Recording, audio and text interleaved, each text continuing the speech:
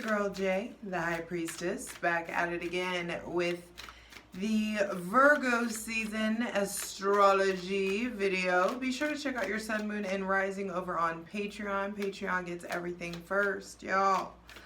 And plus over there, outside of these videos, we dive in face first, looking at the cards and clarify everything. We go deep.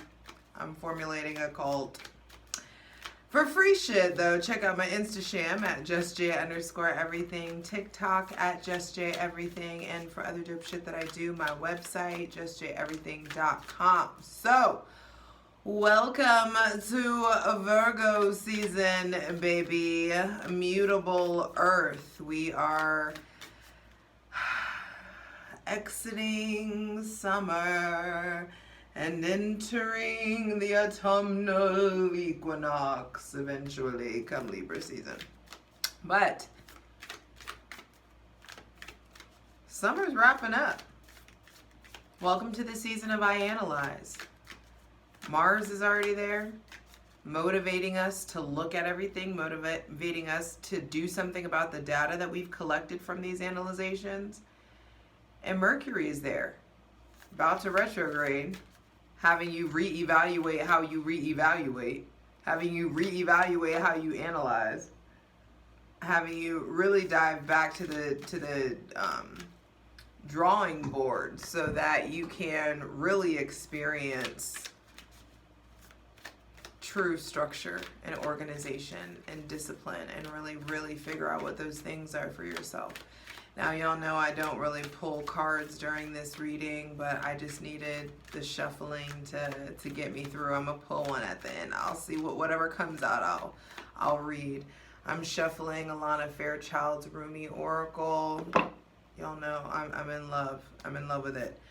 But this Virgo season has us really seeking out efficiency, seeking out brilliance in all, desiring and requiring brilliance from ourselves and from those around us. It's very Mwaba energy. Like Virgo is that Virgo is that person. I say it all the time. Virgos make the world go round. Thank you for your service, darling. Thank you. Thank you. We need your contact and your connection to your critical eye so that you can organize everything, so that in Libra season we can fucking beautify it. But this is a season of service, a season of progress, and I feel like a big season to find some of your own magic so that you can sprinkle your own magic into your own mundane bullshit, whatever particular brand that is for you. Everybody's mundane is different, and everyone's magic is different. And so I just feel like make sure that you're tailoring your life to you, tailoring your taste to like your specific desires and the accoutrement that, you know, the divine gives you. So as of August 23rd, Virgo gets the sun, baby, and it just gets clearer. Life just gets clearer. It's just clearer on what to focus on, what to get done, what to handle, how to proceed, what needs to be sacrificed, what needs to be eliminated, what needs to be removed.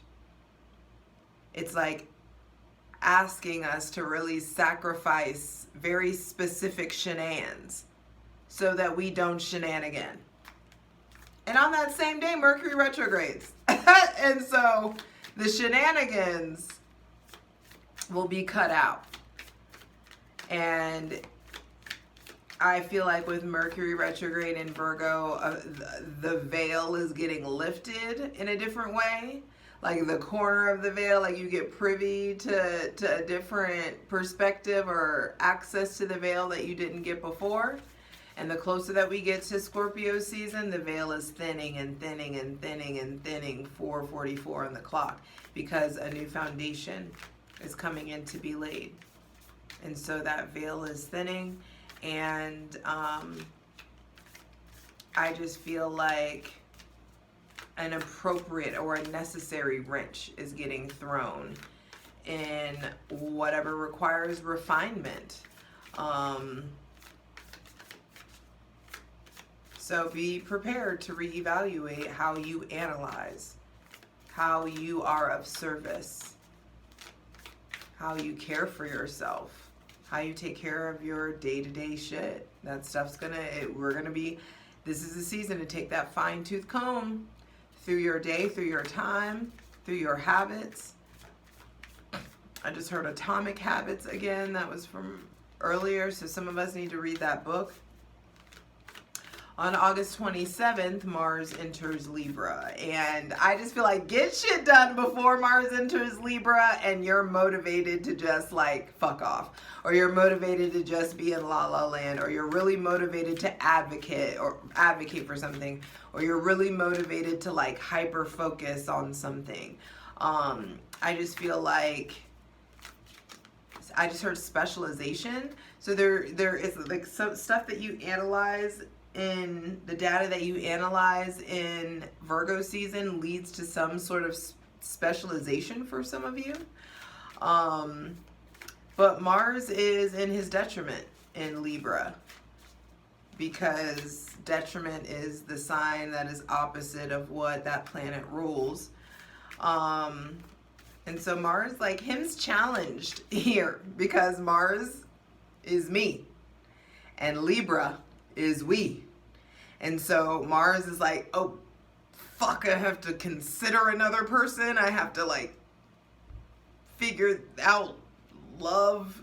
I have to figure out connection. I have to figure out how to fucking relate, how to play on a team, how to be considerate and balanced, how to gather people to the table versus, like, inspiring or inciting a riot, inspiring or inciting this revolution. I just have to like meet people. I just have to like talk to people. It's gonna be a thing. We will be challenged to balance. And I just feel like there could be a lot of options that are coming in, challenged by way of a lot of options.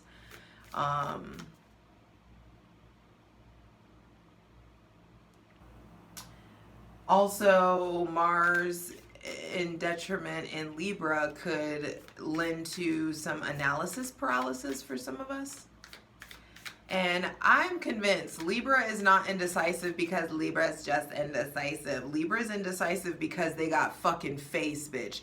Libra is indecisive because they have symmetry, they have charm, they have charisma, and they've got options. More options than most of us. And so, yeah, they have to like take the time to like weigh out said options, to figure out the approach, to figure out, you know, how this is going to best suit them, and then like the outcome and the bigger picture and the collective and whatnot.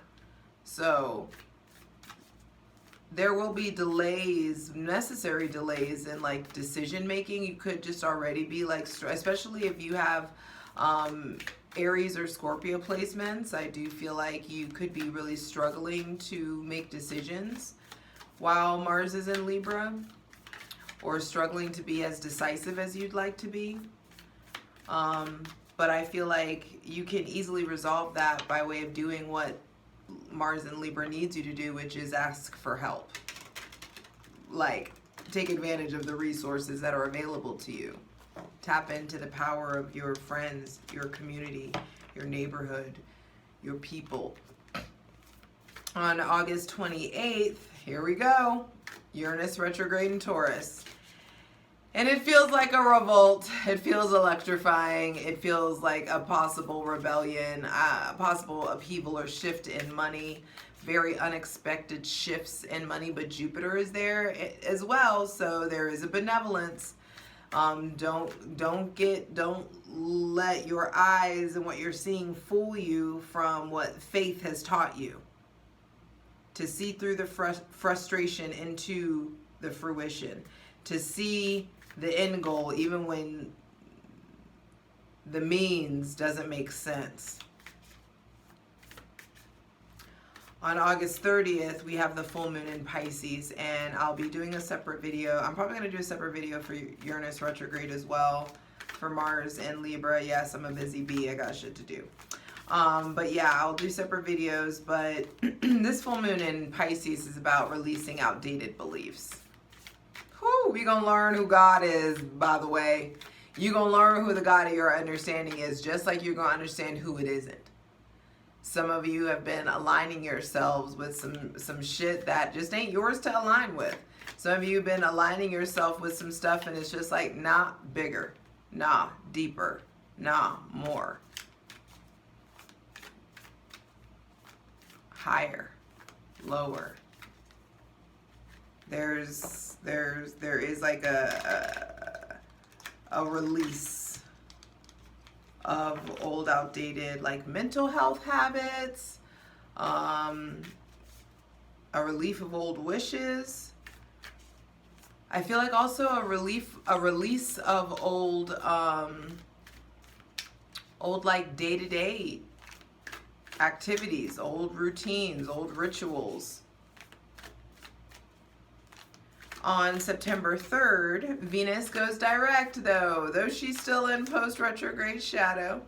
And I feel like things return back to normal really in October. I'll say maybe late September, October. But I just feel like, yas.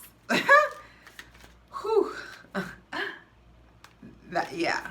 So like, and I know a lot of people are like, Venus retrograde. Well, not a lot, but some of these astrologers who are like desperate for attention are like, Venus retrograde isn't going to mean shit to you. The retrogrades mean shit. That's where we gain the medicine. And this medicine we need about love. It's about our heart. It's about authenticity. Of course, it's going to fucking impact us. Venus is also entering now into her morning star phase. So you'll be seeing her at a different time of day. And it's like going from the evening star to the morning star. She's entering her like Lilith bad girl era. Like,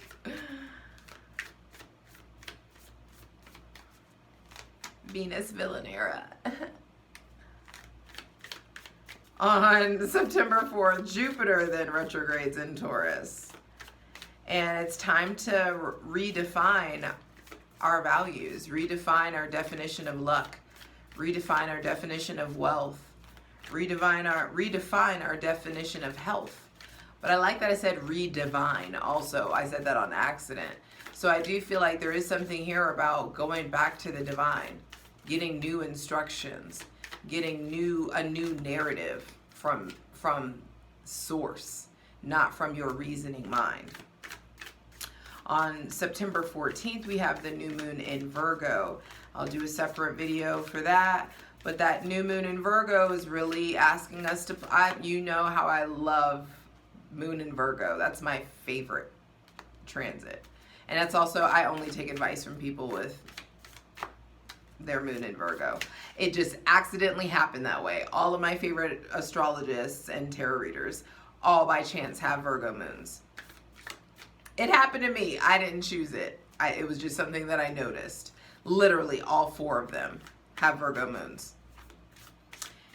Anyway, that new moon in Virgo, I feel like it's like planting new seeds of analysis, planting new seeds of discipline, of structure, new seeds of efficiency, new seeds of progress, new seeds of success.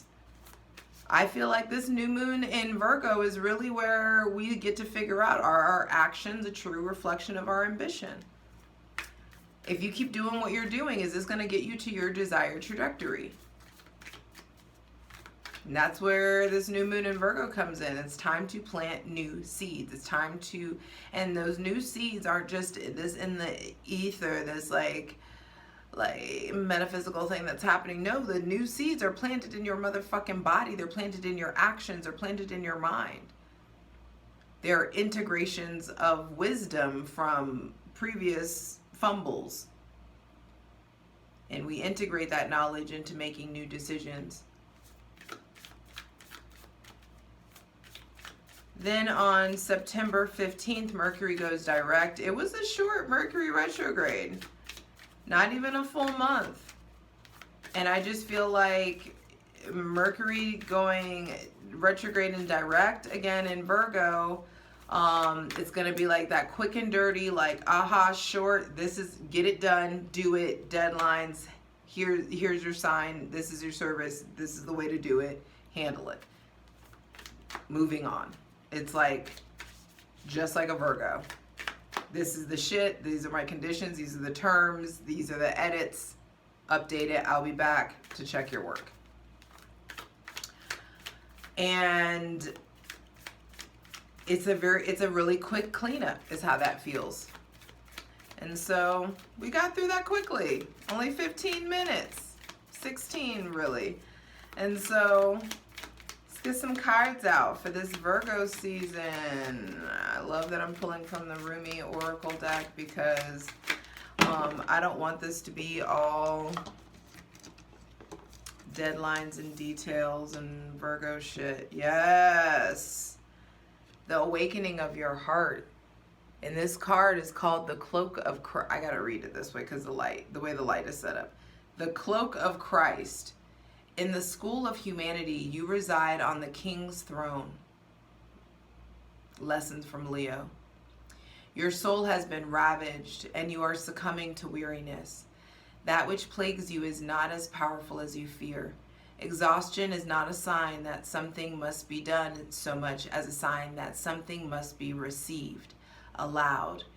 Accept divine refuge now. Learning how to ask for help. It's funny, it's like, this looks like an apple, and I just feel like you are the apple of the divine's eye. Where you're going, how you believe in yourself, how you're carrying yourself. You're being led to somewhere very specific.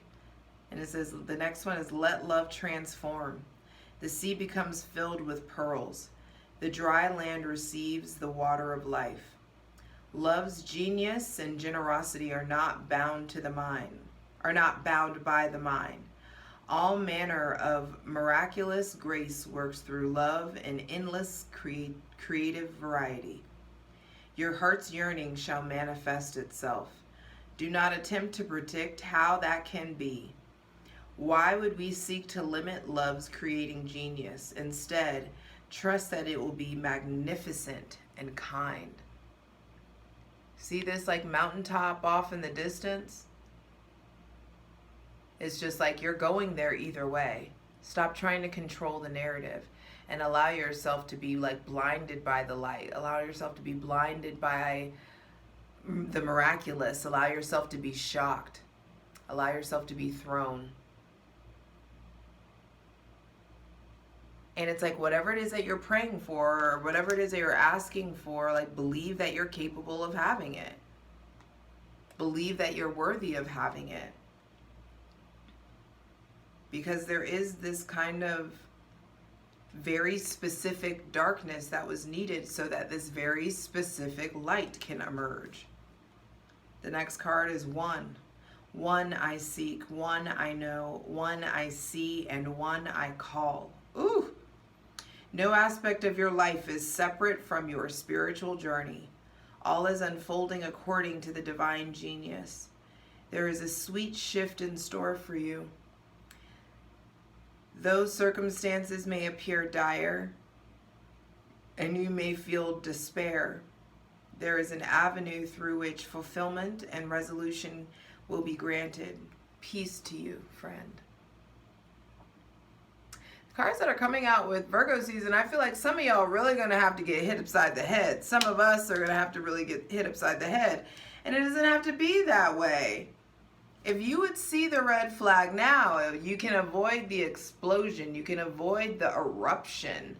If you allow yourself to like peel back the layers of your anger, of your rage, peel back the layers of your heart, I feel like all those planets that are piling up in Leo are going to be really igniting our heart in some sort of way. And this card is the Celestial Rose of Ma. The searching in the dark finds the light of faith revealed in love. A spiritual gift is on its way to you. This gift signifies the close of a period of suffering. That's what I was saying. It's like all these cards are talking about like suffering and or some sort of like hardship, and it feels like 2020, something was initiated in 2020, come 2023, 2024, that now we're noticing, we're seeing the pattern, and it's shifting, and it will be shifted henceforth and forevermore. So mote it be. This gift signifies the close of a period of suffering. A time of new opportunity is opening as a flourishing and thriving release of your unique soul fragrance into the world. Let the past go and become fully available to the present moment, for this is a gift worth having. You are a gift worth having. Because we're going to some secret place, and there is some sort of like ravishing, sacred phoenix heart. Reason says there is no way out. Love says there is a way, and I have traveled it many times. Perhaps you are scratching your head quizzically or are in deep despair because you might have met a dead end, a frowning no, or a dismissive laugh upon your quest. Love guides us through travails that seem improbable, if not impossible. It does not shy away from any challenge or cause. Love says there is always another way. And I feel like a lot of us have been transformed by way of fire, and we are rising up and being taken. This makes me feel like Wizard of Oz, the Emerald City, for some reason. And so I do feel like there is some sort of special place that we are arriving in. Divine discontent. Damn! Winter falls upon us so spring can bring new growth. What was prized and treasured is now found to be plated. Not the precious gold it was esteemed to be. Look beyond what is. There is a true feast meant for you, not a meager meal.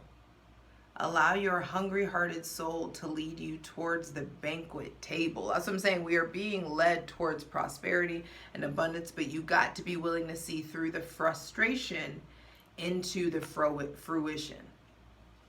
I love you. We got this.